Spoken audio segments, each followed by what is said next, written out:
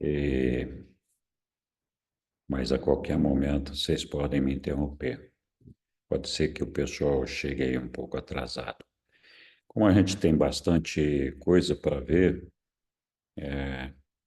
claro, nós vamos tentar liquidar todo esse assunto hoje, acho que vai dar, mas a gente não pode esperar muito mais tempo aqui. Então, eu vou começar aqui compartilhando a minha tela. Então, vamos continuar aqui o nosso estudo sobre o Pai Universal, né? E vamos falar aqui dos documentos do número 3 até o número 5. Semana passada nós vimos o documento 1 e 2. Então, vamos lá. Então, no documento 1, que nós já vimos, a gente teve uma visão geral do que é o Pai Universal. No documento 2, é a natureza de Deus. Então, como Deus é, né? Pois quais são os atributos de Deus no documento 3, que é o que nós vamos ver agora. Então, toda aquela questão dos poderes de Deus, da onipotência, onisciência e todo esse negócio é que a gente vai ver agora no documento número 3. Depois, no documento número 4, a gente vai ver como que Deus se relaciona com o universo. E aqui inclui, é lógico, todos os planetas, todos os mundos habitados, enfim, qual é a relação de Deus com esse plano dele de todos os universos. E por último, né, no documento 5, a gente vai ver a relação de Deus com cada um de nós, com o indivíduo, né? Então, na parte dos atributos de Deus, tem 6 itens lá, eu só peguei algumas coisas mais importantes.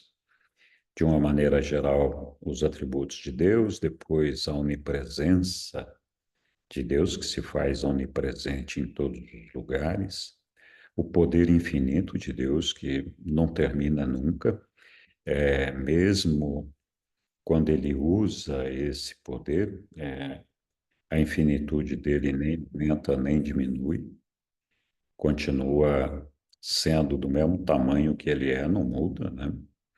O conhecimento universal de Deus, que é a onisciência dele, né? A ilimitabilidade de Deus. Então, aqui a gente vai falar de, basicamente, que Deus não tem nada que limite as suas ações, né? E aquilo que de alguma forma é limitado porque ele quer que seja assim. Depois nós vamos falar da justiça de Deus, a lei suprema do nosso Pai. E vamos falar da primazia do Pai. Então, essa parte da primazia, nós vamos ver que o nosso Pai, ele delega, ele se autodistribui para uma quantidade impressionante de seres, né? Começando lá no paraíso com o Filho Eterno, Espírito Infinito. E, na verdade, toda essa criação dele, toda essa distribuição dele mesmo, é que executa todos os trabalhos no universo dos universos. Mas a primazia dele está lá sempre presente, ele pode, a qualquer momento, se ele assim o desejar, recuperar para si todos os seus poderes, tudo aquilo que ele delegou para alguém, né? Então, falando dos atributos de Deus, né? Deus está presente em todos os lugares. Pai universal rege o círculo da eternidade e a faculdade criadora da deidade culmina na verdade universal, que é a paternidade de Deus. Então, Deus é essa imensidão, porque ele é infinito, tem essa infinitude, de maneira que então a presença de Deus está em toda parte, uma vez que tudo está contido em Deus e tudo é parte dele. Não tem nada, absolutamente nada, que esteja fora de Deus. E claro, tudo que existe dentro de Deus tem um relacionamento fundamental, que é o relacionamento entre as personalidades, todas as personalidades que também derivam dele. E aí a característica, então, dessa paternidade de Deus. Deus é verdadeiramente o nosso Criador e, como tal, o nosso Pai. Então, falando do atributo da onipresença, a capacidade do Pai de estar presente em todas as partes e, ao mesmo tempo, constitui a sua onipresença. Aqui, quando a gente lida no meio finito, que é o meio onde nós estamos e que tem o tempo e o espaço, a gente vai ver em outros capítulos mais para frente que alguns seres celestiais, alguns seres filhos de Deus, têm alguma limitação com relação a ao controle do tempo, ao controle do espaço, né? A gente vai ver que o nosso Micael, Jesus, por exemplo, ele não pode estar em todas as partes ao mesmo tempo, mas ele se faz presente no momento em que ele quer, no lugar onde ele quiser, porque ele não está limitado pelo tempo. A ministra divina, que é a consorte do nosso Micael, e que cria com ele o nosso universo local, ela tem uma posição exatamente o contrário. Então, ela está presente em todos os lugares ao mesmo tempo, a energia dela se espalha por todo o universo local onde ela está, mas ela não consegue superar o tempo. Então, as coisas que ela deseja precisa tramitar dentro de um espaço de tempo. No caso de Jesus, isso não acontece. Então, no ambiente finito, nós vamos aprender bastante sobre isso em alguns documentos que tem aí para frente. O nosso Pai, embora o ambiente dele seja um ambiente absoluto, e lá no ambiente absoluto não existe o tempo nem o espaço, mesmo quando ele atua aqui entre nós, ele não está limitado de nenhuma forma com relação ao tempo ou ao espaço. Ele está em todos os lugares ao mesmo tempo e não tem limitações de tempo. Outra coisa interessante é nós temos o nosso ajustador do pensamento, que é esse fragmento do Pai que está dentro de nós, está na nossa mente. E nós não com muita frequência nos lembramos disso. Mas esse fragmento do nosso Pai é que faz a presença do nosso Pai no nosso ser. Então, ele tem contato conosco por dois circuitos. Um circuito que é o do ajustador do pensamento, que é uma fração do nosso Pai mesmo, e, portanto, tem uma conexão com ele. Mas esses fragmentos do nosso Pai, eles não têm personalidade. Eles são seres pré-pessoais. Então, são espíritos puros que habitam a nossa mente e a ambição deles, o desejo deles, a missão deles é nos conduzir até o Pai. Mas o desejo deles é fazer com que a gente tenha um desenvolvimento espiritual suficiente para alcançar uma fusão com o nosso ser. E quando isso acontece, esse ajustador, então, conquista uma personalidade que é a nossa personalidade. Então, nós passamos a ser essa fração do Pai e continuamos sendo nós mesmos. A gente vai ter um capítulo estudando só disso. Então, esse ajustador do pensamento, que está ali com esse propósito, ele habita a nossa mente, e muitas vezes nós não pensamos, né, que Deus está dentro de nós. E, e a gente submete esse ajustador do pensamento, que não nos abandona em nenhum momento, a todas as nossas misérias. Então, ele está ali, junto conosco, em tudo que nós fazemos, de certo ou de errado. É claro que ele com certeza não concorda com tudo que nós fazemos, mas ele não tem a opção de quando nós estamos fazendo alguma coisa errada, nos deixar. Então, a presença do Pai em todas as personalidades do universo se dá através desse ajustador do pensamento ou através da energia espiritual do Filho, que depois nós vamos ver também. Então, é sempre importante a gente lembrar que o Pai está ali na nossa mente. E é por isso que o Pai pode avaliar as nossas intenções, compreender os nossos motivos, as nossas motivações. Nós temos uma tendência a fazer julgamento pelos fatos, por aquilo que a gente vê de efeito. Muitas vezes a gente não sabe exatamente a causa ou não sabe qual foi a motivação da pessoa para fazer isso. Então, outro dia eu falei da lua e falei das tribos que matavam a donzela lá para fazer a lua voltar. É claro que essas pessoas tinham que receber a misericórdia de Deus, porque eles faziam isso por pura ignorância, não era por maldade. Mas para nós é uma coisa horrorosa, com certeza para Deus também é. Mas Deus pode ver qual é que é a nossa intenção. Então, é por meio dessa intenção que nós somos julgados. E o fato da gente ter o ajustador dentro da gente permite que o Pai e todos os que estão no seu circuito espiritual possam saber exatamente onde nós estamos errando, onde nós estamos acertando e com que propósito a gente está fazendo isso.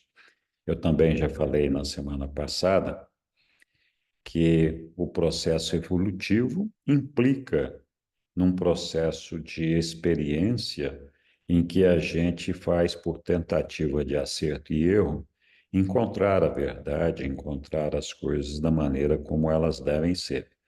Então, quando a gente erra, embora isso possa trazer grandes prejuízos, não só para a gente, mas também para a humanidade, o nosso Pai não está preocupado com a nossa ignorância. Ele sabe que esse é um processo pelo qual nós estamos passando e desde que a gente não tenha intenção de produzir o mal, ele nos observa com misericórdia, com amor e com complacência. Então é importante a gente saber, olha, o Deus está dentro de nós. Tem Jesus numa passagem da vida dele conversando com um jovem que estava fugindo. Jesus disse a ele: olha, tem duas coisas das quais você não pode escapar, que é de você mesmo e do seu pai. Ele está lá, você pode fazer o que você quiser, você não consegue se esconder dele, né? Então é importante a gente saber que o nosso pai está ali o tempo todo com a gente. Eu participei de um evento uma vez, que era um retiro espiritual, e quem estava coordenando o retiro, nós chegamos lá à noite, ele falou assim: olha, vocês hoje não tem nada para fazer, vocês vão agora jantar e depois vão dormir. E aí, antes de dormir, a única coisa que a gente quer que vocês façam é que você passe na sua mente um filme da tua vida. E você perceba que na plateia desse filme está tua mãe, teu pai, teus irmãos, tua mulher, teus filhos, todas as pessoas que você quer bem. Claro, Deus também está lá. Então passe o filme da sua vida e veja que partes dele você não gostaria que fosse visto por essa plateia, né? O nosso pai está ali, ele vê tudo que a gente está fazendo. Por sorte, os nossos entes queridos não assistem a todas as misérias que nós praticamos. A presença da mente de Deus. Então, assim, quando a gente pensa em Deus, nós temos que pensar que Deus veio se revelando para nós. Quando nós pensamos no eu sou, a gente não faz nem ideia do que é isso. Para poder se aproximar de nós, esse eu sou, ele se dividiu, ele foi se desdobrando. E nesse desdobramento, chegamos até o momento em que o eu sou chega lá no paraíso. E quando chega ali no paraíso, ele está dividido, então, o eu sou em três personalidades, que é o Pai, o Filho e o Espírito Infinito.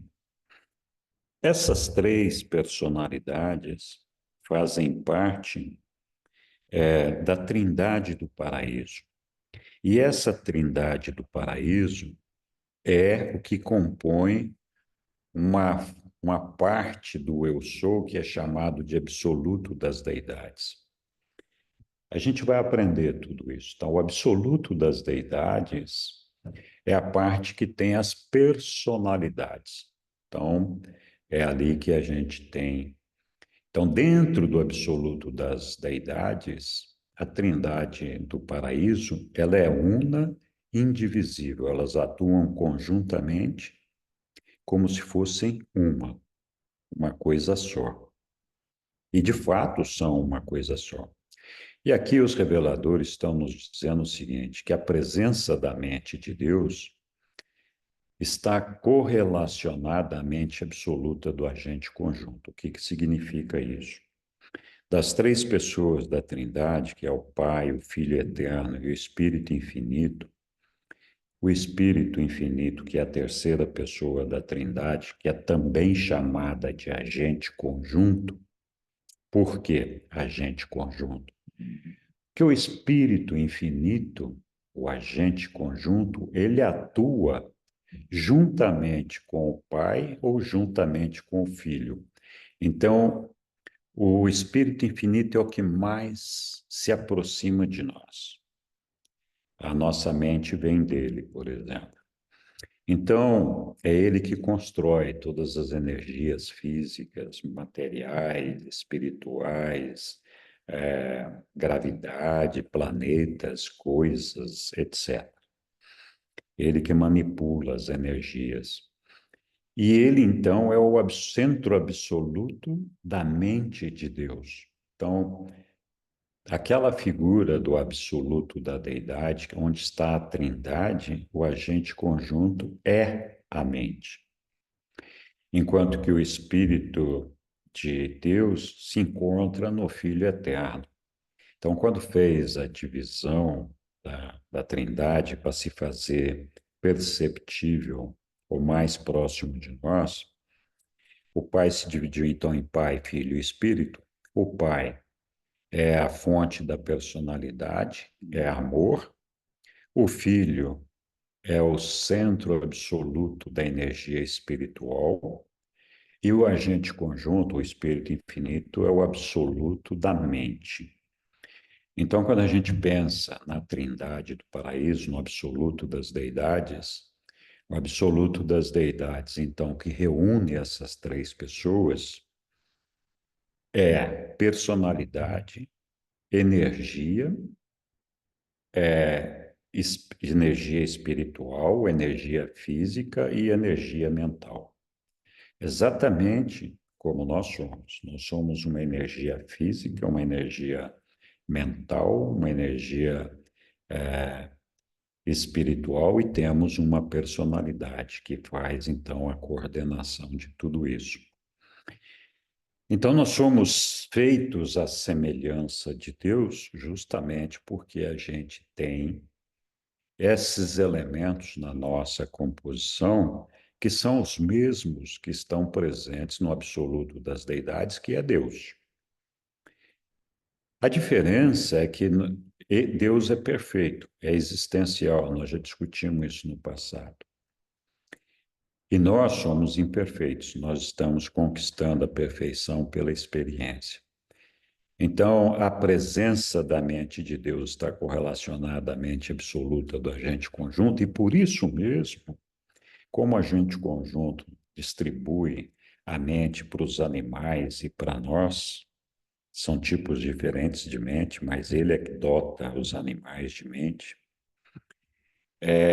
Por meio do circuito da mente, o Pai também se faz presente em todos os lugares.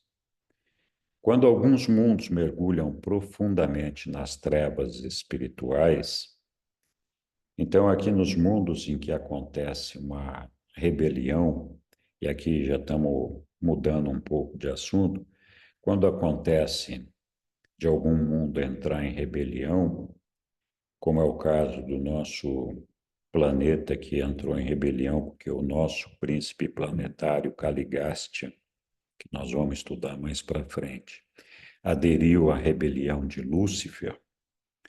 Então, quando acontece isso, esses mundos, eles são mergulhados em trevas espirituais e são colocados em quarentena, permanecendo sem intercâmbio com as unidades maiores da criação.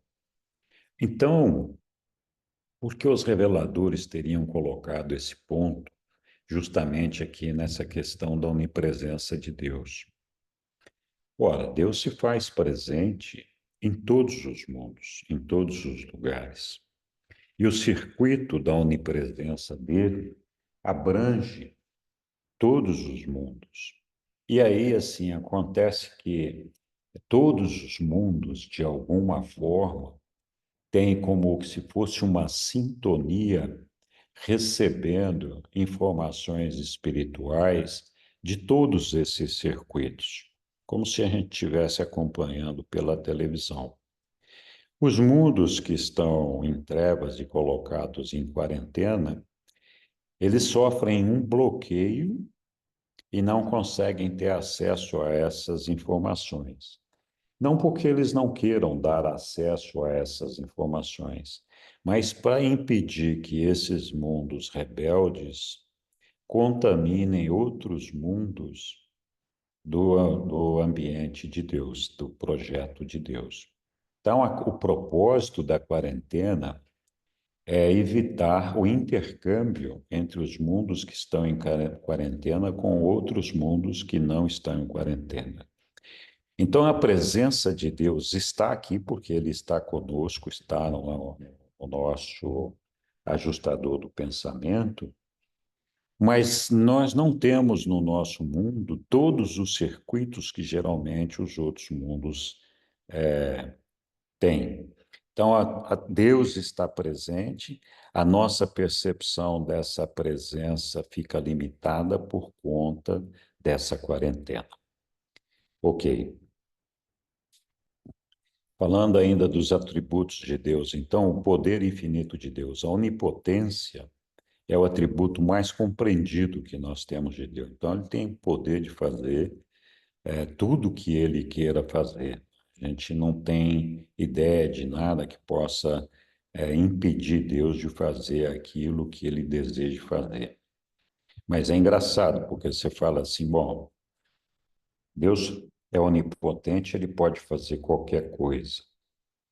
Ele pode fazer, por exemplo, um filho dele aparecer em carne e osso aqui na Terra, como Jesus, por exemplo. Pode, ele tem esse poder. Mas a gente não aceita isso muito bem. A gente fala assim, pô, será que era mesmo? Será que não? Muita gente fala, Deus não conversa com a gente. Não. O livro de Urântia, quem falou que esse negócio é uma revelação? Como é que esse negócio foi feito? Né?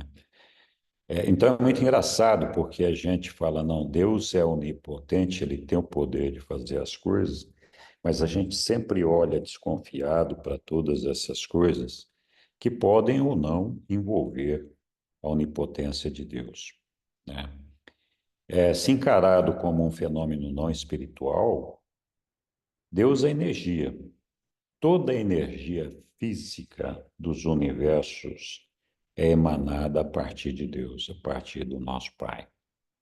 Ele produz também uma luz sem calor, que é outra manifestação não espiritual das deidades. E tem ainda algumas formas de energia não espiritual que nós não conhecemos ainda. Então, o poder de Deus não funciona no universo como uma força cega. Então, a gente sempre fala, olha, por que que acontecem as catástrofes, né? Por que que as coisas acontecem de uma forma para trazer a desgraça para os homens, para a humanidade, para as pessoas, né? Então, a gente não pode esquecer que nós estamos num processo evolucionário. Então, não só nós não somos perfeitos, não estamos completos e acabados, como também o mundo onde a gente vive não está completado. Ele ainda está sendo formado. Então, em algum momento, esse mundo nosso vai alcançar um equilíbrio e uma harmonia de uma forma tal que esses eventos que a gente vê acontecerem na natureza não vai acontecer mais. Então, é parte do processo evolutivo. Então, esses infortúnios, esses acidentes do tempo, eles acontecem por isso. E muitos deles acontecem provocados por nós mesmos, né? Quando a gente faz alguma coisa errada, eventualmente nós não vamos estar cometendo um pecado. Mas o nosso erro, independentemente de ser um pecado ou não, ele afeta a vida de toda a humanidade, de todas as pessoas. Qualquer coisa que a gente faz errado tem um efeito cascata que se propaga por todas as pessoas. Então, assim, por exemplo, dá um exemplo corriqueiro aqui. A gente pega um acidente de trânsito, alguém fez alguma coisa errada ali. Lógico que ninguém quer provocar um acidente de trânsito, mas esse acidente de trânsito aconteceu porque houve um erro. E aí pode ser um acidente mais grave ou menos grave. Mas acontece isso no rush, no momento que a gente está indo para o trabalho, e a gente fica ali, todo mundo parado. Então, aquele erro que foi cometido está afetando todas aquelas pessoas que, de alguma forma, ficaram presas no trânsito.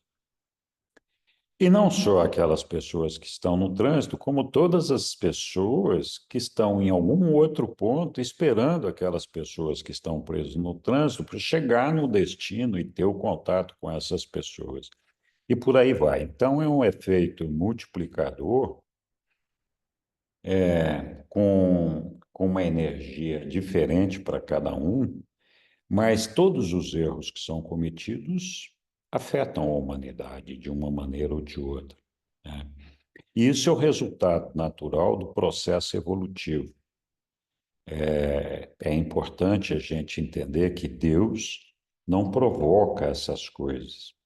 Tem um outro aspecto importante também, que a gente, eu não sei se já estudou aqui para trás ou vai um pouquinho mais para frente, é que Deus não é a natureza, a perfeição de Deus não está na natureza.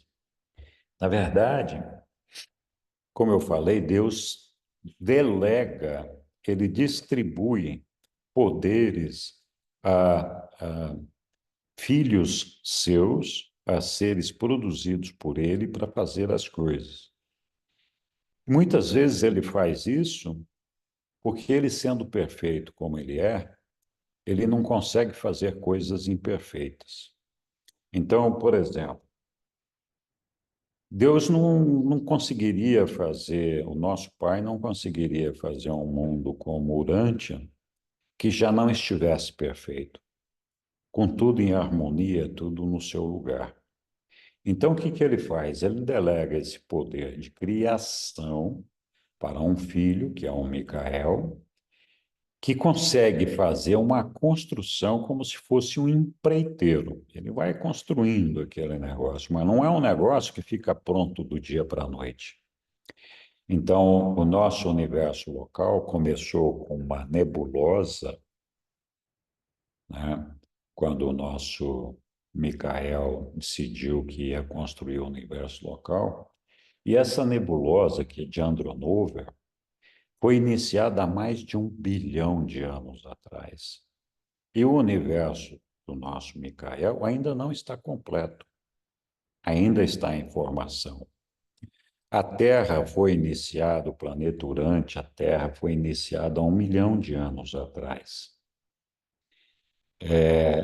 Não, perdão, mais tempo, eu não me lembro agora. Mas ainda nós não estamos completos, a gente vai estudar isso num capítulo aí para frente. Então, esse processo evolutivo implica que a criação que está sendo feita, ela já é feita de uma forma tal que a evolução tem que acontecer em todos os sentidos, em todos os aspectos. Então, o poder de Deus, quando acontecem essas catástrofes, não é uma força cega, não é que ele queira destruir os homens, ou seja lá o que for, é um acidente de percurso. Mas, de qualquer forma, Deus é um controlador. E ele, na condição de controlador, ele fica observando. Quando alguma coisa fica exageradamente fora do lugar, ele intervém. Mas ele permite que a evolução seja desenvolvida desde o ponto da imperfeição total até alcançar a perfeição. Mas poderia ter um acidente de percurso que, por exemplo, ameaçasse destruir o nosso planeta. Então, existe um plano de contingenciamento para isso. E esse plano de contingenciamento livraria uma parte da humanidade que aqui vive para um outro lugar antes que o planeta fosse destruído. Nós também vamos estudar sobre isso mais na frente. Então, a gente aqui, do nosso ponto de vista finito, grosseiro, a gente acha que o nosso pai, às vezes, é uma pessoa cruel porque permite que essas coisas aconteçam. E, na verdade, para o nosso pai não faz. Ele sofre com a gente, com esses eventos, mas para ele a nossa vida, nossa miséria, a nossa desgraça não termina aqui, né? A gente passa por tudo isso e a gente deveria viver uma eternidade e estar do lado dele na eternidade. Então, ele não considera que nós estamos perdidos aqui e somos irrecuperáveis, né? A visão de Deus é mais longa do que essa visão curta que nós temos desse imediatismo aqui. Então, o poder de Deus, as manifestações espirituais de Deus no universo são limitadas por apenas 3 coisas, né? Primeiro, a natureza dele. Ele tem o seu amor infinito, a verdade, a beleza e a bondade. Então, esse ponto da natureza de Deus está acima de qualquer coisa. Deus é dotado com esse amor infinito, verdade, beleza e bondade. E ele sobrepõe a isso sobre todas as outras coisas. Então, pela vontade de Deus, Deus coloca a sua misericórdia a serviço, né, de toda a humanidade, de todos os seres, com esse relacionamento de paternidade com todas as personalidades do universo.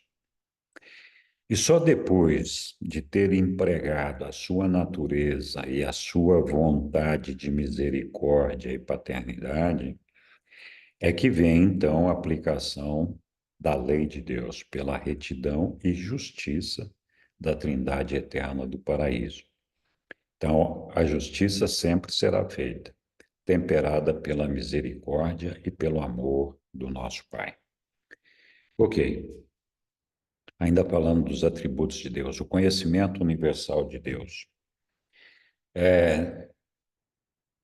Muitas vezes nós ouvimos falar, né, Jesus falando, olha, nenhum desses pássaros que estão voando no céu pode cair sem o consentimento do meu Pai. Então, de fato, Deus está presente em todos os lugares e tem ciência de tudo o que está acontecendo. Ele sabe exatamente quantos passarinhos, quantas formigas, quantos pernilongos, quantos seres humanos, quantos cabelos nós temos nas nossas cabeças. Ele sabe a quantidade de estrelas que existem no céu e ele é capaz de chamar a todas essas estrelas pelo seu nome. Então não existe nada, absolutamente nada, que o Pai não tenha conhecimento. Aí a gente tem que pensar o seguinte: a onipotência de Deus não significa que ele pode fazer qualquer coisa. Por exemplo, Deus não pode fazer um círculo quadrado. Ou ele faz um quadrado ou faz um círculo. Então, fazer aquilo que não é factível não é uma ação divina. E nem a onisciência implica em saber aquilo que não dá para saber. Então, se tem alguma coisa que a gente não tem como saber, que Deus não tem como saber, é porque aquilo é incognoscível mesmo. A gente não tem possibilidade de descobrir aquele negócio. Então, a ilimitabilidade de Deus, impotência de força, sabedoria e amor, o Pai nunca teve reduzida a sua medida, nós já falamos disso, né? Nem se tornou desprovido de qualquer atributo. Então, ele se distribui com as suas frações para todos nós, e o nosso Pai, que está lá no paraíso distribuindo as suas frações, ele não foi diminuído em nenhuma fração. Ele continua sendo o que sempre foi. Por quê? Porque ele é infinito. E essa energia, esse poder dele é infinito. E o infinito diz: olha, você não pode somar nem diminuir nada nisso. Isso aí cobre a totalidade de tudo, né? Meu pai, que outorgou a todos nós, aqui Jesus falando, né, a mim, é maior do que todos. Ninguém poderá arrebatá-los da mão do meu pai. Então, aquele que deseja encontrar o pai, vai encontrar. Ninguém, absolutamente ninguém, pode impedir nenhum de nós de chegar até o nosso Pai, de ser recebido pelo nosso Pai. Então, sim, nós podemos sofrer com todos os erros e todos os problemas que são cometidos pela humanidade, pelos homens. E isso afeta a todos nós. Mas em nenhum momento, nada, nem ninguém pode impedir que a gente chegue até o nosso Pai se a gente quiser chegar. Então, essa é uma soberania da personalidade de cada um de nós para tomar decisão e chegar até Ele. Então, Deus não permitiria que ninguém pudesse nos fazer mal. E aqui tem um exemplo interessante que até a vinda de Jesus, não sei se vocês sabem, nós vamos estudar um capítulo que fala só sobre o ajustador do pensamento, sobre as frações de Deus que nos habitam. Então, antes da vinda de Jesus aqui, antes de Pentecostes, não todos os seres humanos recebiam essa fração do Pai. E apenas aqueles que buscavam a Deus e que faziam por merecer recebiam. Então, a maioria das pessoas naquela época eram verdadeiros animais, na verdade, porque pouco de desenvolvimento tinha, porque não tinha o ajustador do pensamento, embora todas aquelas pessoas tivessem sido dotadas de personalidade, por isso estavam ligadas ao circuito do Pai. Mas é o ajustador do pensamento que faz com que a nossa alma possa ser desenvolvida. Então, antes da vinda de Jesus, não todo mundo recebia o ajustador do pensamento.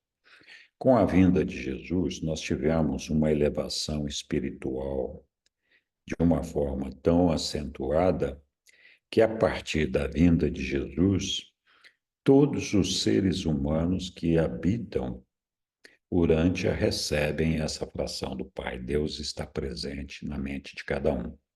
E por que eu contei essa história? Contei pelo seguinte: quando aconteceu a rebelião aqui em Urântia, que nós tivemos então o nosso príncipe planetário aderindo à rebelião de Lúcifer, que também vai ser estudado mais para frente,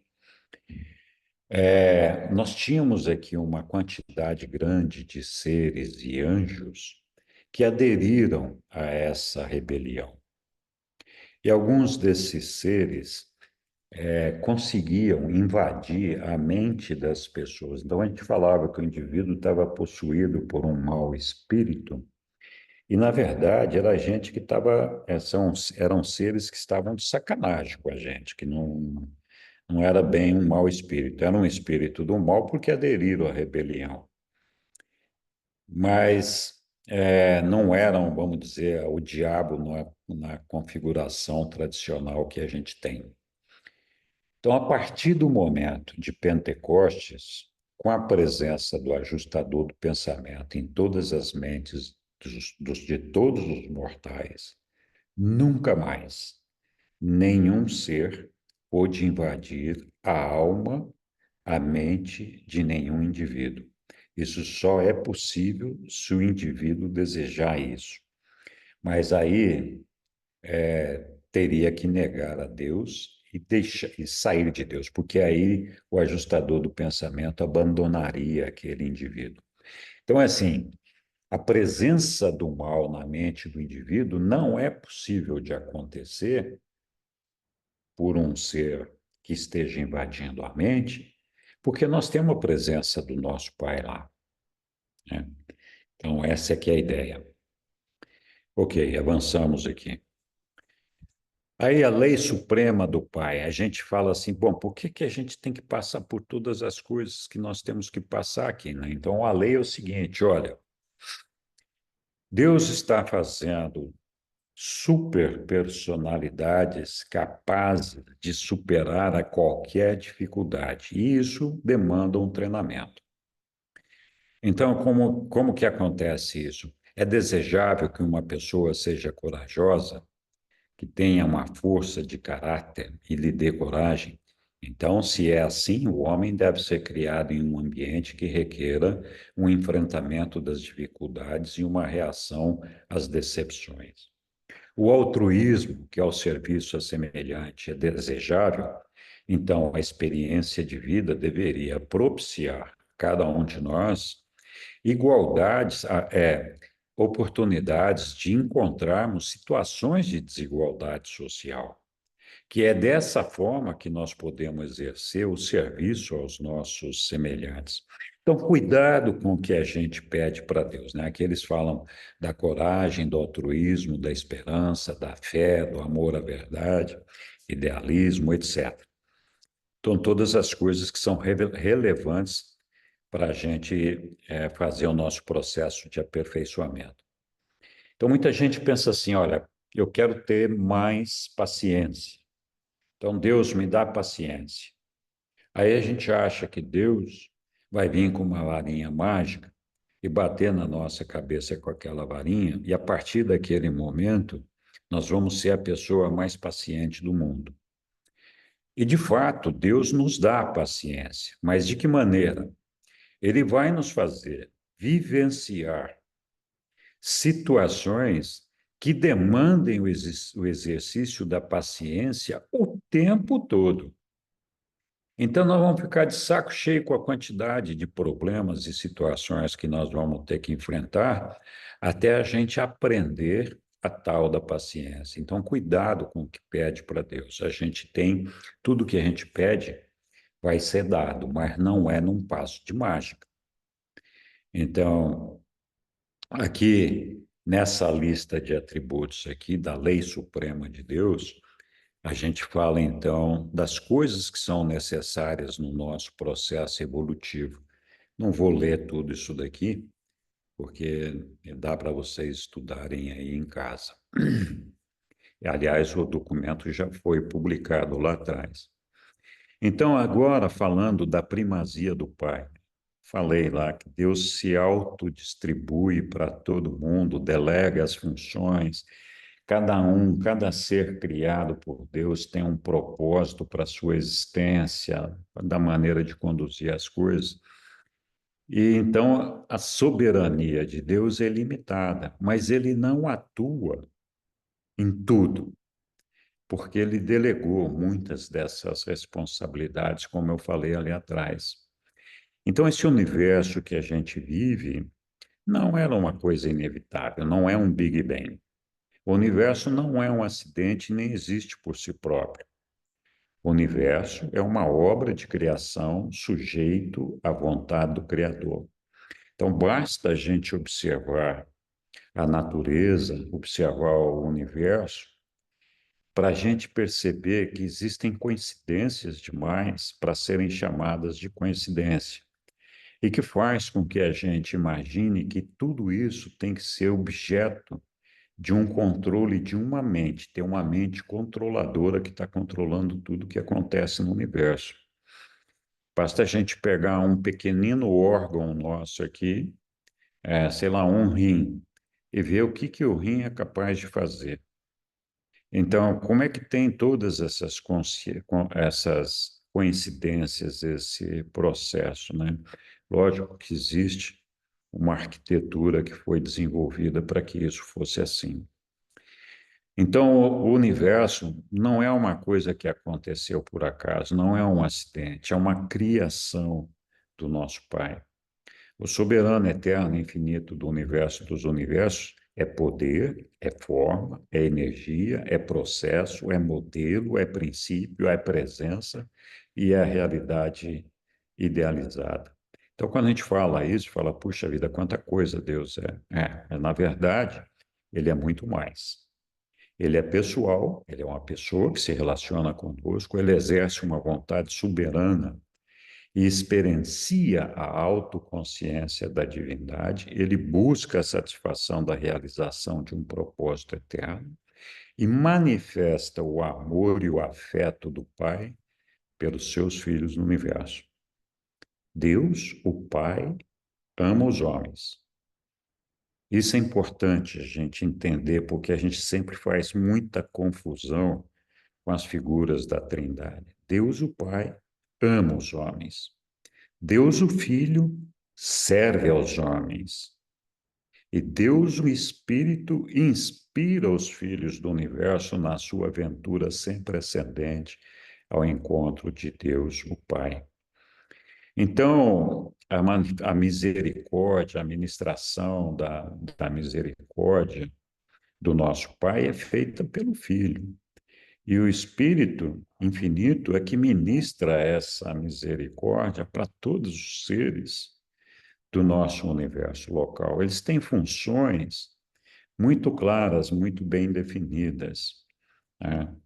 Já falei que o pai é o centro da personalidade, o filho é o centro absoluto do espírito, e o espírito infinito é o centro absoluto da mente, né? E que os três juntos formam o absoluto da deidade, dotado então com personalidade, energia física, energia mental, energia espiritual, assim como nós somos, né? Aí entramos no documento número 4, que fala da relação de Deus com o universo. Como que Deus se relaciona com todo esse universo que ele criou, né? E aí a gente vai ver aqui, então, dessa relação.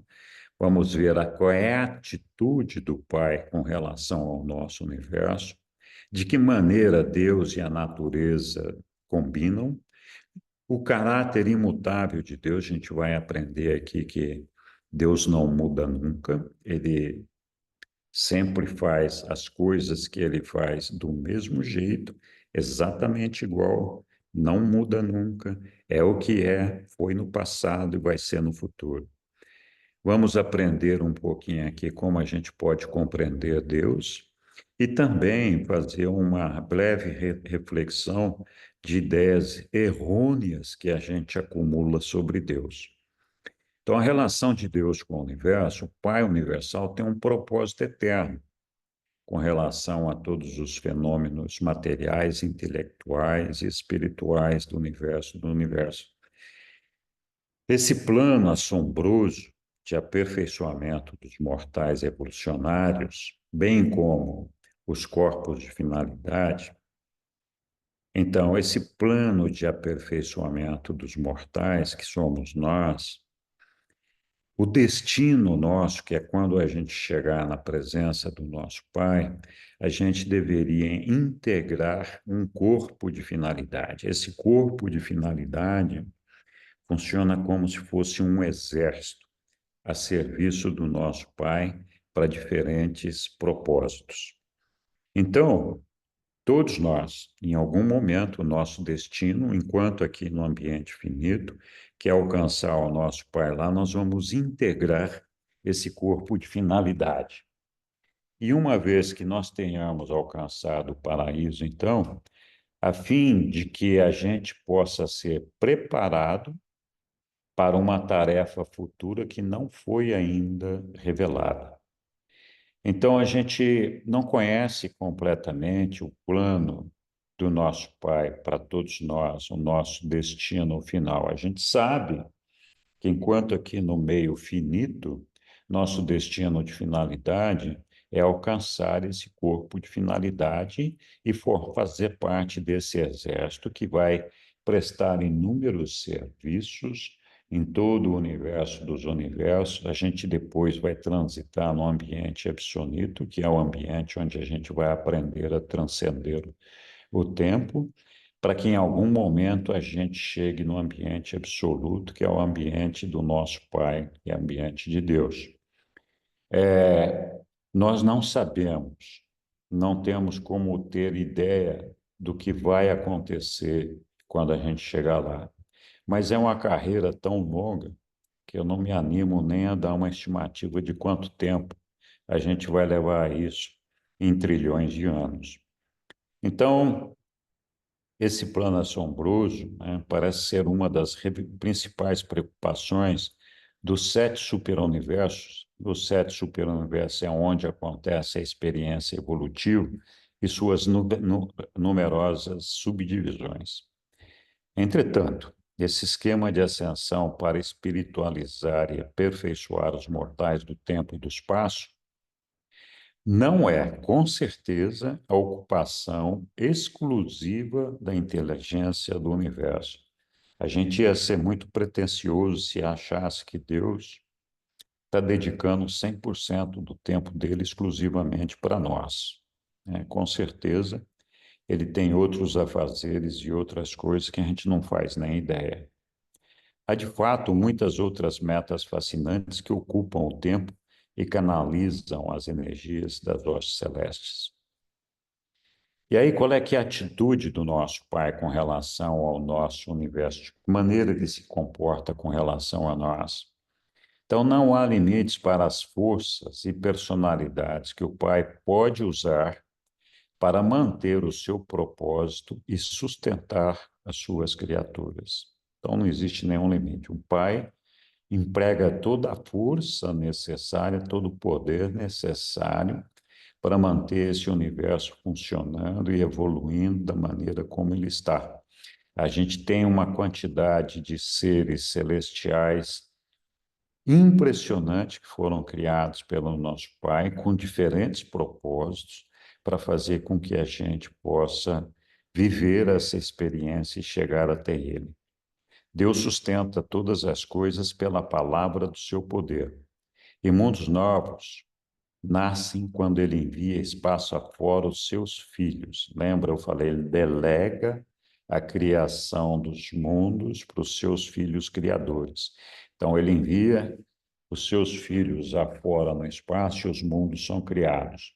Deus não apenas os cria, que é uma coisa criar, mas preserva-os a todos. Então, não é porque criou um mundo que, bom, é uma fonte inesgotável ali, autônoma de existência, né? Então, tem que continuar sustentando para que essa coisa se mantenha, senão ela vai se deteriorar, vai se perder, vai acabar, ou vai perder o controle. Então, os universos, eles são eternamente estáveis, e essa estabilidade se mantém em meio à instabilidade aparente. Nós falamos de todos os eventos que acontecem na natureza, que aparentemente é o caos. E, na verdade, essa instabilidade aparente faz parte dos desafios e dos processos que nós temos que vivenciar para conquistar a perfeição. Então, existe uma ordem e uma segurança subjacente em meio às perturbações da energia e aos cataclismos físicos nos domínios estelares. Não pode esquecer nunca que o Pai distribui incessantemente a energia, a luz e a vida. Sem a força do Pai, sem o comando do Pai, a vida não existe. A vida só existe porque o Pai é que dá a vida. Também não existiria luz, não existiria energia de nenhum tipo se não tivesse o Pai produzindo isso incessantemente. O trabalho de Deus é tão real e tão prático quanto espiritual. Ele estende o norte sobre o espaço vazio e suspende a terra sobre o nada. Ok. Aí, continuando aqui da relação de Deus com o universo, a gente fala agora do caráter imutável de Deus, e Deus, o Deus eterno, é incapaz de ira ou raiva. Eu já falei disso no passado também, né? Lá na Bíblia diz que quando Deus criou o homem, Deus se arrependeu de ter criado o homem. Isso é uma grosseria, porque Deus é incapaz de ter arrependimento, de cometer erros ou falhas de qualquer natureza. Assim como ele também não é dotado de ira, não tem nada que nós podemos fazer que vai provocar uma explosão de raiva no nosso Pai. Ele é onisciente, onipotente, ele não precisa de uma manifestação, uma explosão de raiva para fazer que as coisas aconteçam da maneira como ele gostaria que fosse. E Deus não se arrepende nada daquilo que fez, nem daquilo que um dia ele pode vir a fazer. Ele é onisciente e onipotente. Como compreender Deus? Deus é o ser da autodeterminação absoluta. Essa autodeterminação está vinculada ao livre-arbítrio de Deus. Ele faz aquilo que ele acha que tem que fazer. Não tem ninguém que possa dizer para Deus isso você pode fazer ou aquilo não pode fazer. Então, não há limites para as suas reações no universo, exceto aqueles que são autoimpostos a ele mesmo por ele mesmo.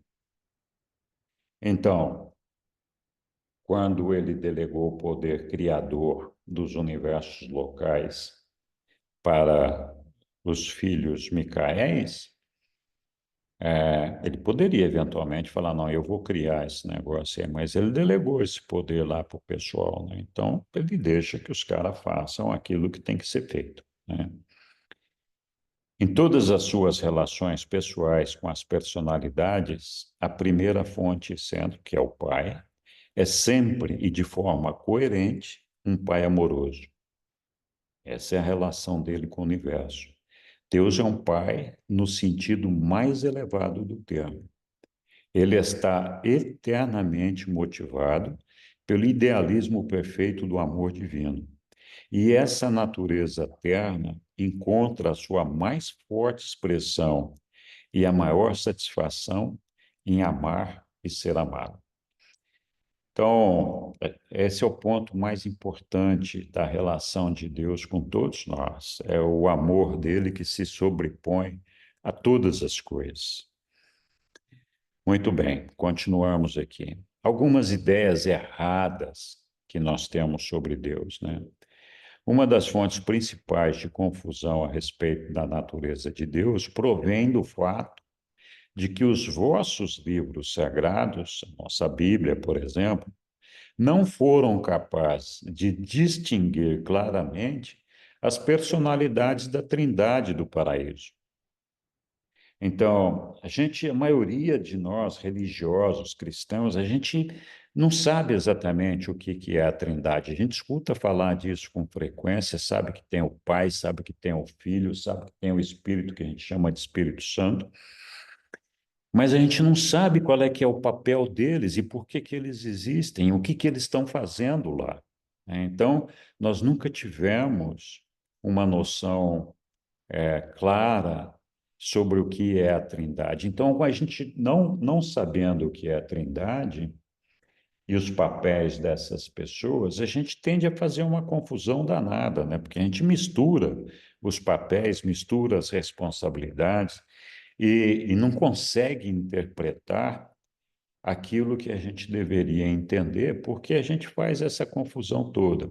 Então, a gente não conhece, não sabe interpretar as deidades do paraíso e nem os criadores e administradores do universo local, que são os Micaéis e as ministras divinas. Então, os Micaéis são aqueles que constroem o universo local e que, no nosso caso, que é o universo de Nébadon, o nosso Micael foi aquele que encarnou aqui em Urântia como Jesus, né? Então, a gente confunde Jesus, confunde esse filho Micael com a segunda pessoa da Trindade. E não é a segunda pessoa da Trindade, ele é de fato um filho de Deus, assim como nós somos também. Mas ele não é a segunda pessoa da Trindade. Além disso, a maioria de nós nunca ouviu falar de príncipe planetário, dos soberanos de sistema, nem sabe que existem sistemas.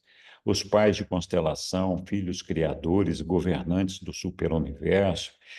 Nós, a maioria de nós também nunca ouviu falar do ser supremo e o Pai universal. Então, toda essa falta de entendimento dessas coisas gera uma confusão na nossa cabeça e a gente não sabe como administrar essa confusão. E todos esses pontos a gente vai estudar aqui no livro de Urântia e entender claramente para que é que é o papel de cada um e como funciona cada uma dessas coisas. Então, muitas das mensagens de personalidades subordinadas, como por exemplo, os portadores da vida e algumas ordens de anjo, têm sido apresentadas nos nossos registros como provenientes de Deus. E não é. Então, aquilo que os portadores da vida trazem para nós não foi aquilo que foi mandado, essa não é a palavra certa. Não veio diretamente de Deus. Os portadores da vida têm um papel para ser desempenhado e eles desempenham esse papel de acordo com aquilo que foi previamente acordado, assim como os anjos, né? Então a gente fala, não, o anjo falou em nome do Senhor. Não, o anjo não falou em nome de Deus, porque nenhum deles está autorizado a falar em nome de Deus. Os hebreus acreditavam que sem derramamento de sangue não havia remissão do pecado. Então a gente já discutiu isso também. Tinha que ter o sangue derramado. Eu contei da história de Jesus no templo em Jerusalém, na festa de Páscoa em Jerusalém, quando ele esteve lá com José, o pai dele, e viu todo o sacrifício dos cordeiros lá e de como que ele ficou horrorizado com todo aquele negócio e falou, puxa vida, meu pai não pode gostar de um negócio desse, mas os hebreus, os judeus, eles acreditavam que eles tinham que derramar sangue para redimir os pecados deles. Eles ainda não tinham se libertado da velha ideia pagã de que os deuses não poderiam ser apaziguados a não ser pela visão do sangue. Antigamente, eles matavam humanos, sacrificavam humanos primogênitos para agradar a Deus, né? Então, Moisés é que trouxe um avanço para isso daí, dizendo, olha, vamos substituir esse sacrifício dos humanos e usar, por exemplo, o sacrifício de animais, né? Que já foi um avanço, né? Paramos de matar a gente e vamos matar animal. Mas é claro que Deus não quer nenhuma coisa nem outra. Então, essa ideia de que a gente negocia com Deus, fazendo oferendas a Deus, faz uma barganha com ele. Se você me der isso, eu te dou isso em troca. Se você me der proteção, perdoar meus pecados, eu faço isso, faço aquilo. Enfim, todas aquelas coisas que nós criamos não têm utilidade nenhuma para o nosso relacionamento com Deus. Deus não está preocupado com essas coisas, não tem nada, absolutamente nada que a gente possa dar para Deus.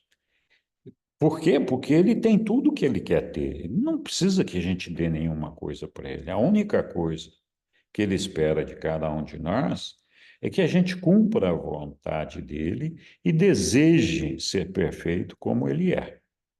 Essa é a única coisa que nós podemos entregar para Deus. Muito bem, aqui chegamos no documento 5, né, que é a relação de Deus com cada um de nós. E aí fala do caminho até Deus, da presença de Deus, da verdadeira adoração, Deus na religião, consciência que se tem de Deus e o Deus da personalidade. Então vamos passar rapidamente por esses pontos aqui. Então a relação de Deus com o indivíduo. Nós já falamos, existe um fragmento real de Deus vivo dentro do intelecto de cada mente mortal e com uma consciência moral, né? Então, o homem não tem que ir além da própria experiência interior de contemplação para encontrar a Deus e alcançar a comunhão com Ele. Não busqueis a Deus no templo, Ele está dentro de vós. E essa é uma relação que a gente leva um tempo para compreender, aceitar e receber, ainda que intuitivamente, as instruções desse fragmento real de Deus dentro de nós. A gente vai passar por uma passagem do livro de Urântia, que fala do batismo de Jesus, e que Jesus recebeu também um ajustador do pensamento. E essa passagem, que é quando Jesus completa a alma dele, e ele poderia se fusionar com esse ajustador, essa fusão não aconteceu porque, na verdade, Jesus é Micael e Micael já é um ser espiritual, não poderia fazer a fusão, mas na condição de homem, Jesus desenvolveu a sua alma ao ponto de poder alcançar a fusão. Ela só não aconteceu porque ele não poderia se fusionar. Naquele momento, o ajustador do pensamento de Jesus saiu da mente de Jesus, foi até a presença do Pai no paraíso e voltou, ainda enquanto João estava segurando a cuia para molhar a cabeça de Jesus ali no batismo, e esse ajustador personalizado que estivera na mente de Jesus até então, apareceu ali e disse: Este é meu filho amado, em quem eu muito me comprazo. É exatamente um ajustador igualzinho a esse que cada um de nós temos dentro da nossa mente. E cada um desses ajustadores que está ali na nossa mente, essa fração do Pai que está ali, que não nos abandona, ele faz de tudo para nos conduzir no caminho certo. E muito poucas vezes nós nos lembramos da presença desse ajustador dentro de nós. E ele é, na verdade, o nosso Pai que está aqui dentro. Não tem o que fazer, não. Espiritualmente, e esse aqui é um ponto importante, o homem deve ser trasladado muitas vezes antes que possa atingir um plano que lhe permita ter um descortino espiritual tal que o capacite a ver ao menos um dos 7 espíritos mestres. Então, nós somos materiais, nós não somos seres espirituais ainda. A presença de Deus dentro de nós nos dá um potencial espiritual. Nós vamos ser seres espirituais quando a gente alcançar essa fusão com esse Pai que está dentro de nós. Então, enquanto a gente não for espírito, a gente não consegue visualizar as coisas espirituais. Então, vou dar um exemplo aqui. Nós aqui na Terra temos 5 sentidos, os principais, né? Sim, o olfato, o ouvido, a audição, né? Paladar, tato, blá, blá, blá. Quando a gente passa para o mundo moroncial, então a gente já não é puramente matéria, é uma mistura de matéria e espírito. Os nossos sentidos são ampliados de 5 para 70. Então é uma diferencinha, né? E quando a gente alcança o nível espiritual, os nossos sentidos são ampliados de 70 para 210. Então, é evidente que, não tendo todos esses sentidos à nossa disposição neste momento, algumas realidades a gente não consiga ver. Então, aqui eles estão falando que a gente precisa fazer muitas mutações, muitos traslados de um ser material para um ser espiritual, antes que a gente possa vislumbrar ao menos um dos 7 espíritos mestres. Os 7 espíritos mestres, a gente vai estudar sobre eles mais para frente, eles são os construtores, os idealizadores de cada um dos superuniversos. Por isso que são 7, que são as combinações dos pais. E a gente só vai ver esses espíritos mestres quando nós chegarmos em Avona, que é o paraíso central, é o universo central perfeito. Longe pra caramba daqui, não sei nem quantos bilhões de anos vai levar para a gente chegar lá, mas é isso aí. Daí o caminho até Deus. Nós seremos transladados. A gente vai estudar isso no detalhe, de esfera em esfera, dos circuitos exteriores, cada vez mais para o centro interior, e não duvideis, algum dia estareis diante da presença divina e central e o vereis face a face. Então, nós vamos chegar na presença do nosso Pai no paraíso. O homem mortal pode acercar-se de Deus e repetidamente abandonar a vontade divina, desde que conserve sempre o seu poder de escolha e faça a escolha para voltar para Deus. O destino não está selado enquanto o mortal não houver perdido o poder de escolher a vontade do Pai. Nunca há um fechamento do coração do Pai à necessidade e ao pedido dos seus filhos. Aí da presença de Deus. Deus vive em cada um dos seus filhos nascidos do Espírito, né? Todas as criaturas com personalidade têm acesso ao seio do Pai. Então eu falei do circuito da personalidade, que além do ajustador do pensamento, o Pai nos dá essa personalidade.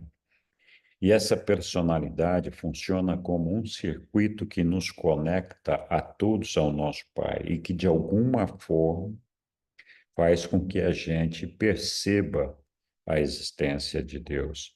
E, de outro lado, é um meio para Deus estar conectado com nós e saber exatamente o que está acontecendo com cada um de nós.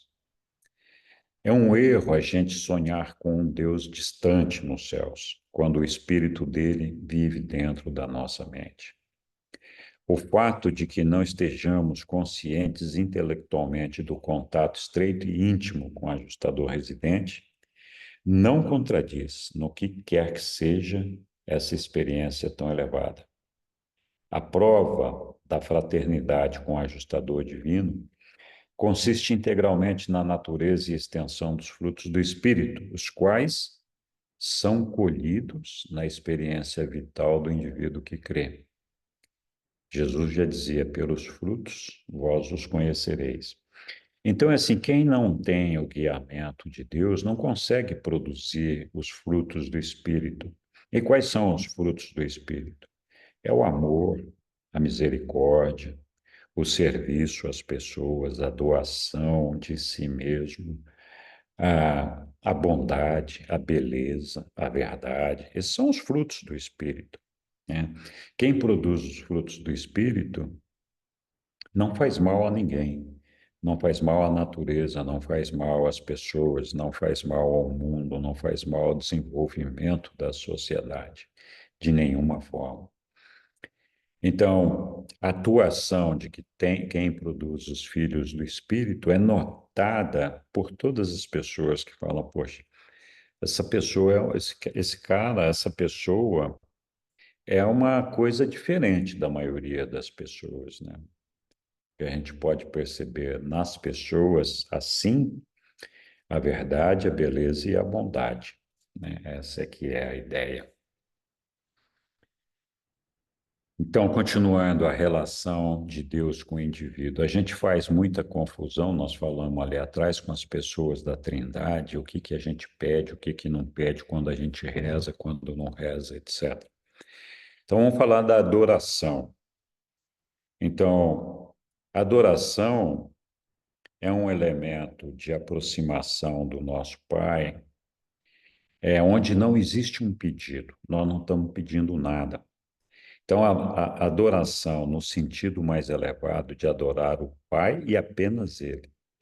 Nós não adoramos a nenhum santo, nós não adoramos a Jesus, nós não adoramos. Então, o único ser objeto de adoração deve ser o nosso Pai universal e apenas Ele. E a gente não adora também o ajustador do pensamento que está dentro de nós, embora ele seja uma fração do nosso Pai. E por que que a gente não adora esse ajustador do pensamento? Porque ele está desprovido de personalidade, ele é um ser pré-pessoal, e essa é a diferença dele com o Pai do paraíso, e ele vai conquistar em nós a nossa personalidade. Então, no final das contas, mais cedo ou mais tarde, nós estaríamos adorando a nós mesmos. Então, no sentido mais elevado, nós adoramos apenas o Pai universal, ninguém mais. As súplicas, que são os pedidos, as orações de todas as espécies, pertencem ao reino do Filho Eterno e à organização espiritual do Filho. Então, quando a gente tem que rezar, pedir alguma coisa, é para o Filho que a gente pede. Esse Filho pode ser Jesus, pode ser o nosso Micael, pode ser o Filho Eterno, etc. A adoração existe para a sua própria causa. A prece incorpora um elemento de interesse. Então, a adoração é só uma adoração, a gente não está pedindo nada. Na prece, a gente tem um elemento individual de interesse nosso. Quando o elemento de interesse próprio é introduzido na adoração, nesse instante, a devoção passa da adoração para a prece e deveria ser dirigido para o Filho Eterno ou o Filho Criador.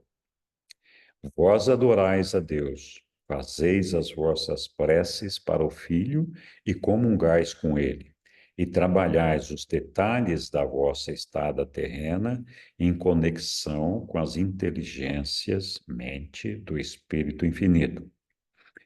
Para um mortal, um filho Micael é Deus, e para todos os fins e propósitos práticos, ele é a personificação no universo local do Pai Universal e do Filho Eterno. Então a gente pede as coisas para ele e, eventualmente, na condição de nosso Pai Criador, ninguém vai nos castigar se a gente adorar esse Micael, porque ele é o nosso Deus aqui. Mas o certo é dedicar a adoração para o nosso Pai Universal. A religião de Deus, né? O ato religioso não é meramente um sentimento passivo de dependência absoluta e de certeza de sobrevivência. É uma experiência viva e dinâmica de alcançar a divindade baseada no serviço à humanidade. O indivíduo verdadeiramente religioso busca identificar-se a si próprio com o universo.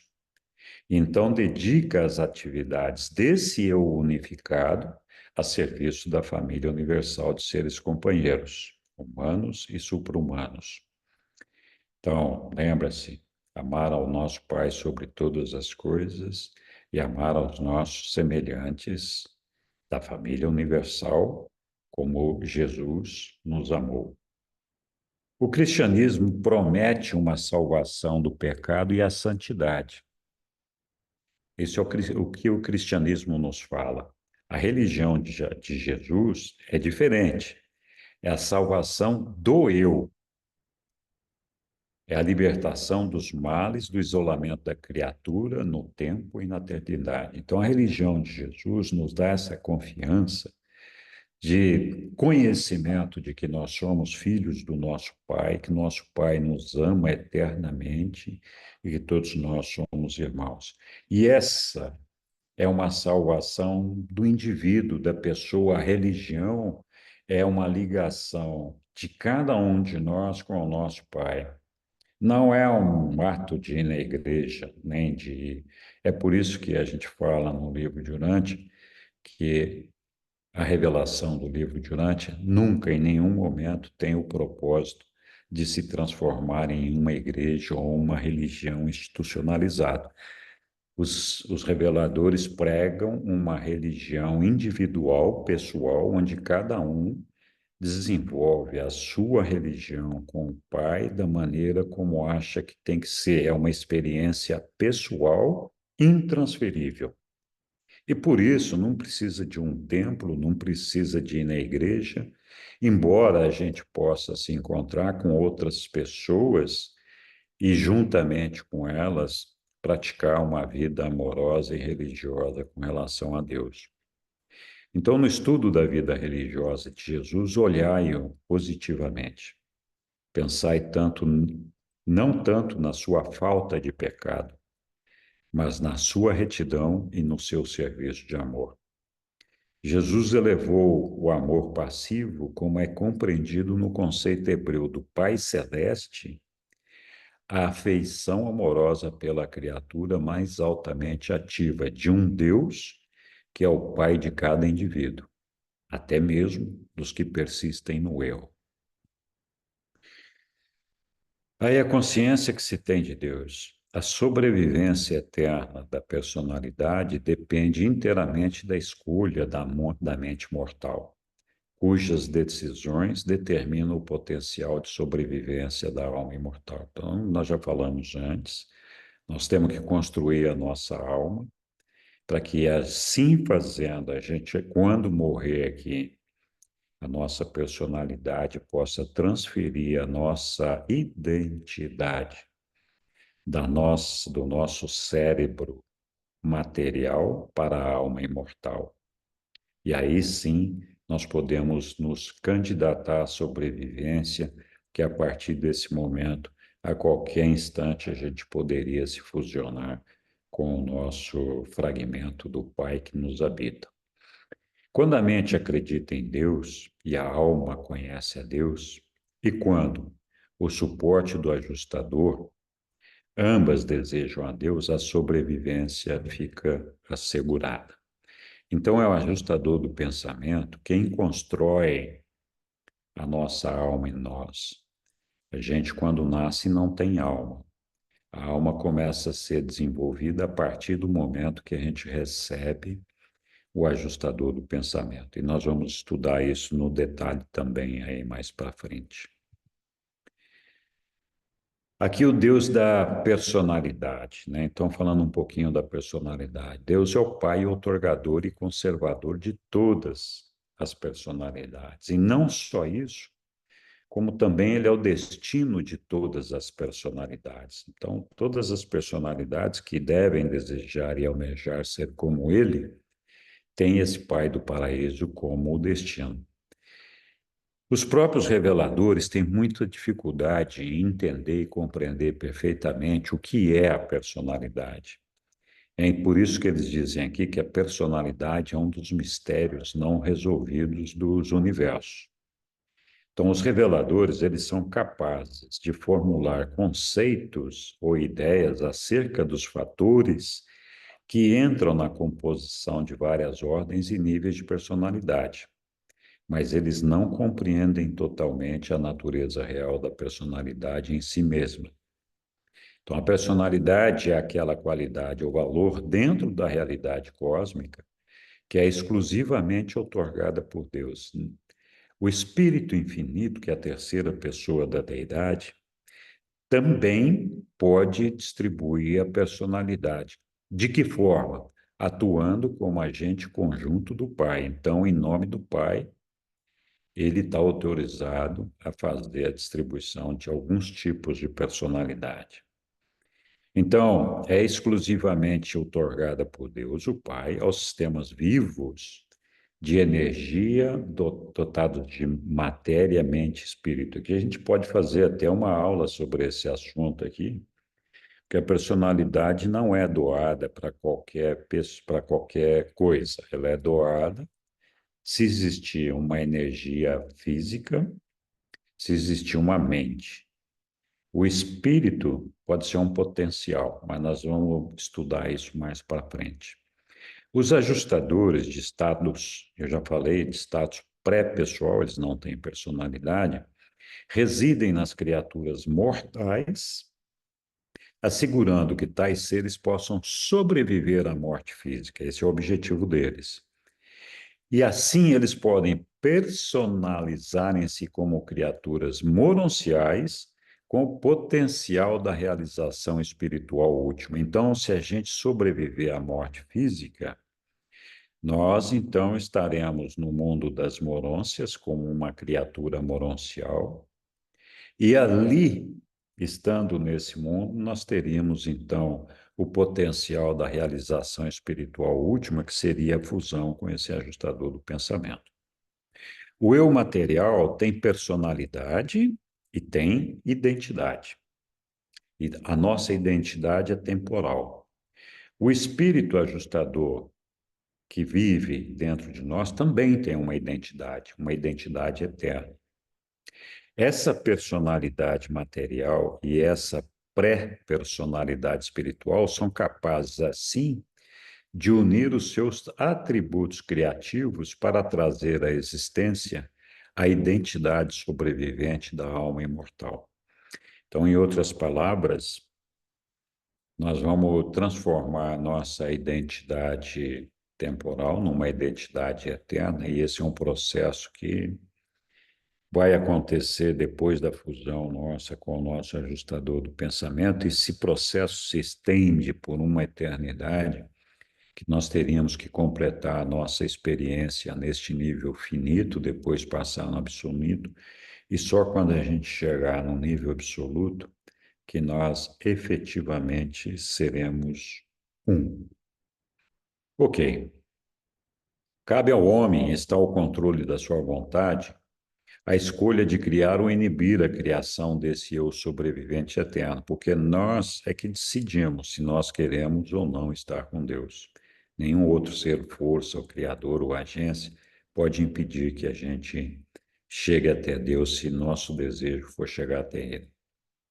No que se refere à sobrevivência eterna, Deus decretou a soberania da vontade material e mortal, e esse decreto é absoluto, ninguém pode interferir nele.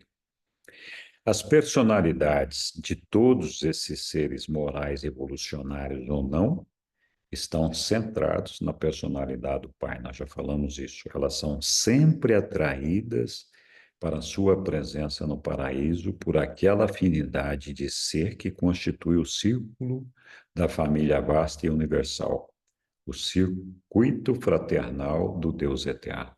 Há uma afinidade de espontaneidade divina entre todas as personalidades. Muito bem, obrigado, Jesus, por nos permitir aceder a esses ensinamentos. E, com sucesso, então, terminamos a revisão do documento do Pai Universal. Eu depois vou publicar o vídeo lá para quem não teve oportunidade de vir participar com a gente aqui. Se tiver alguma pergunta ou comentário, muito legal, estamos aqui para isso.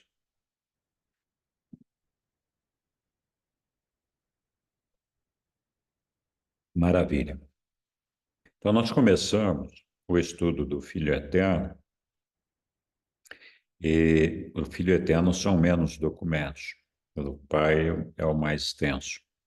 E o do Espírito Infinito também é bastante extenso, porque tem muitas atividades que envolvem o Espírito Infinito. Então, nós vamos depois fazer, quando terminar os documentos do Filho Eterno, fazer uma pequena reunião sobre o Filho Eterno. Mas se tiverem dúvidas, não hesitem em perguntar a qualquer momento. A gente se Henrique, ah, desculpa. Não é dúvida, mas é assim, a personalidade, né? Seu mistério. A, hum, a, a personalidade de cada ser, todos nós, há seres com personalidades iguais, equivalentes, né? Digamos assim. Mas é um dom, então, direto de Deus, a personalidade. sim. A personalidade, ela tem tipos de personalidade. Então, os mortais recebem um tipo de personalidade. Os Micaéis recebem outro tipo de personalidade. Como que esse tipo é desenhado, nós não sabemos. Isso é uma coisa do nosso pai. De qualquer forma, a personalidade que nos é dada é assim, é semelhante a você dizer eu sou humano. Nós todos somos humanos, mas nós não somos iguais.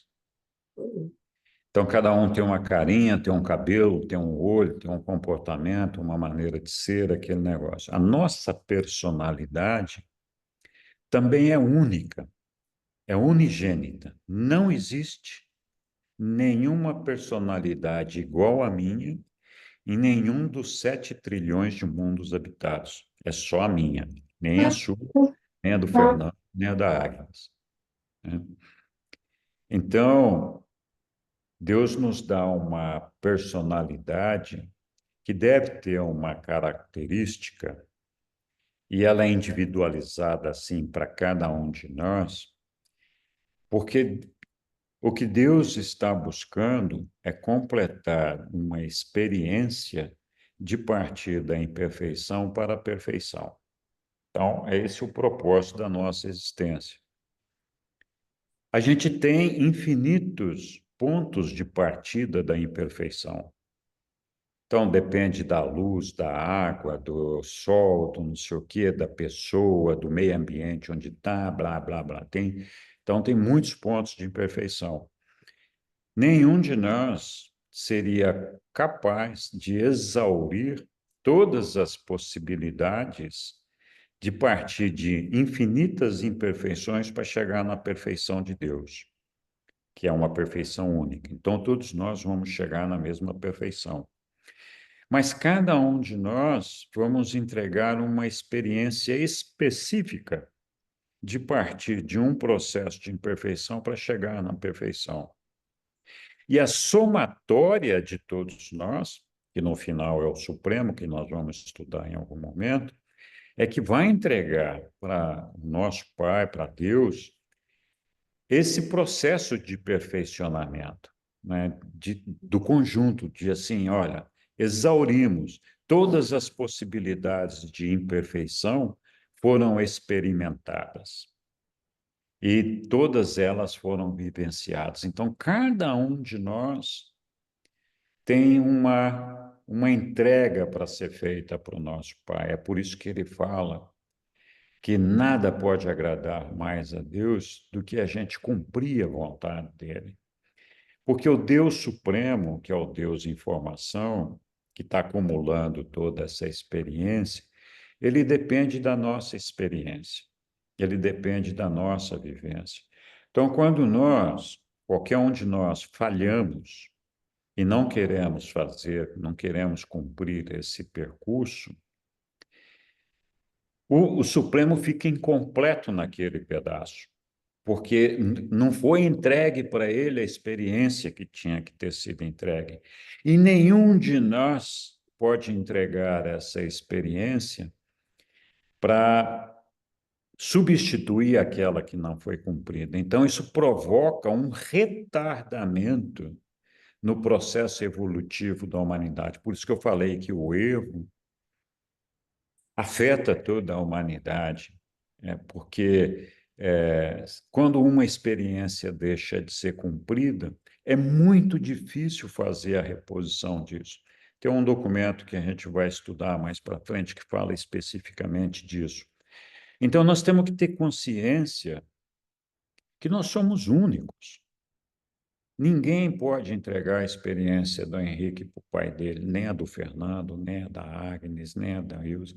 Só cada um de nós pode fazer esse trabalho. E quando a gente não faz a nossa parte, a gente não pode esquecer nunca que nós somos uma fração desse todo. Mas se faltar essa fração, o todo não está completo.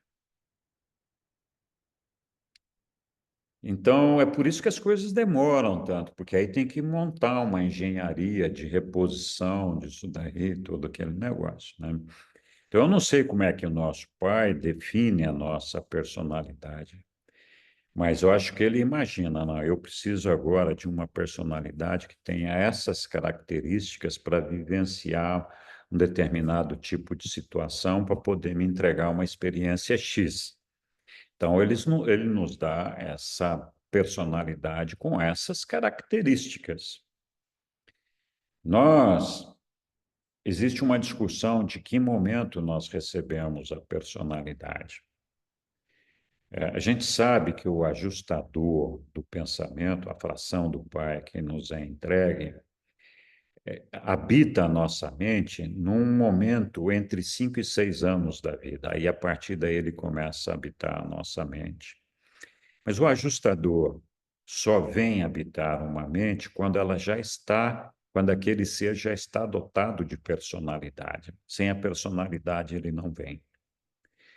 E aí eles falam que para dar a personalidade, o pai concede a personalidade para uma energia física e mental. Tem um circuito mental e um circuito físico, com potencial espiritual. Então, em que momento que isso acontece? A gente sabe que é antes da chegada do ajustador. Mas quando eu sou fecundado, quando acontece a fecundação, já tem uma energia física, já tem uma energia mental. Se a gente for estudar pela ciência, não tem uma energia mental ainda, porque o intelecto humano se forma quando a gente está com 7 anos de idade. Ele fica 100% completo quando a gente tem 7 anos de idade.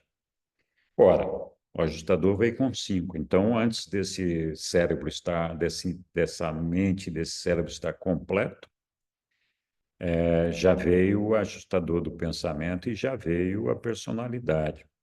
E se a pessoa nascer, o serzinho nascer prematuro de 6 meses lá, já tem cérebro, já respira sozinho, o coração bate sozinho. Então já teria energia mental para receber a personalidade.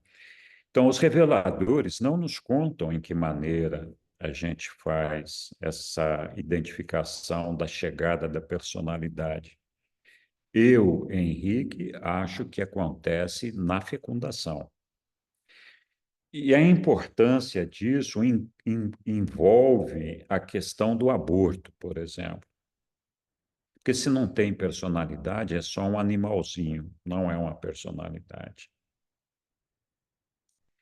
Então, a questão do aborto significa, se você praticar o aborto, que pode já estar praticando o aborto com um ser que já é um filho de Deus, de alguma forma, né?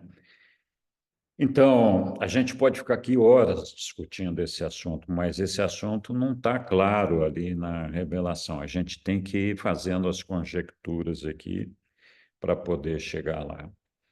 Mas a gente sabe que a nossa personalidade é o nosso eu total. Nós somos uma personalidade, e é essa personalidade que tem que chegar no paraíso. E essa personalidade tem uma mente, uma energia física e uma energia espiritual. Tem que estar unificada. Então, mas existem muitos mistérios sobre a personalidade. Então, os seres espirituais, os seres celestiais, eles conseguem, assim como a gente consegue medir a frequência da internet no celular aqui, ver, putz, tá com tanto de força de internet ou não está, ou como consegue medir a energia física, dizer, 220, 110, não sei o quê. Os seres celestiais conseguem medir O circuito espiritual. Eles sabem quanto de energia espiritual está circulando. Eles conseguem medir quanto de energia mental está circulando. Mas nenhum deles consegue saber o que está acontecendo no circuito da personalidade. Só o Pai sabe disso. Então, isso acaba envolvendo uma série de mistérios, de coisas que são desconhecidas para todos nós, mas, ao mesmo tempo, nos dá a importância dessa personalidade para esse relacionamento com o nosso Pai, né? Nós vamos estudar bastante sobre a personalidade aqui para frente. Mas tudo bem, vamos lá. Obrigada, Henrique. Obrigada. Imagina, de nada. Mais alguma dúvida, pergunta ou comentário? Fiquem à vontade. Tá bom, pessoal. Então, eu vou depois publicar o vídeo lá, mas fiquem à vontade para escrever no WhatsApp, onde quiser, ou me consultar quando quiser, e nos vemos em breve novamente. Beijo para todos vocês aí. Tchau, tchau. Tchau, Obrigada. tchau.